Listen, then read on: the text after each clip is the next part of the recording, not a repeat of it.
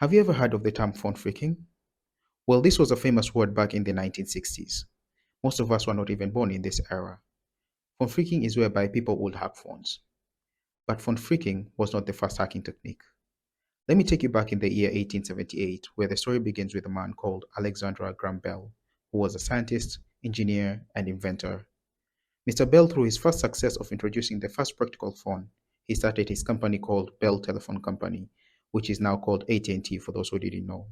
Mr. Bell had bought sophisticated machines for his company, and due to the nature of the job, he hired young boys. The job involved receiving incoming calls and connecting the callers to the intended recipient. This job meant that the operator would spend majority of their time standing and moving around. The sophisticated machines that we mentioned earlier were called switch. These switches had switchboards, switch lines, and other technical things that we don't have to dive into. How this would work was the caller will call the telephone company, where they will be connected directly to the switchboard. Then the operator will pick up the call and ask the caller, "Number please," and the caller will respond with a number, and the operator will respond with, "Hold the line please," and the operator will remove the jack plug and connect the call to the intended number. At this point, everything seemed to be going well for Mr. Bell, but unfortunately the employees started doing prank calls to the customers.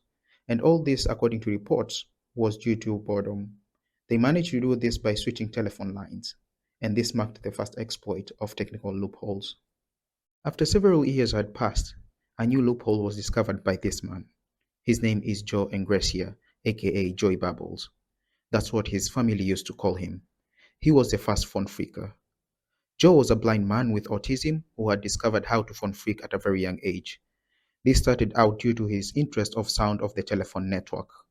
In order to understand phone phreaking and why it was illegal, we need to appreciate that due to later technological advancements, people were able to make long-distance calls without talking to the operators, which this method was called direct distance dialing trunks. Since the systems were analog that consisted of mechanical parts, people like Joe discovered that they could control the trunks by sending special tones down the line and be able to make the calls for free. And in worst cases, they could be able to access telephone lines at the military bases, White House, foreign embassies, and several defense contractors. Now heading back to Joe. Through his explorations, he managed to discover that if he whistles at the frequency of the 7th octave E, he will be able to simulate a method of rotary dial in a process called flashing.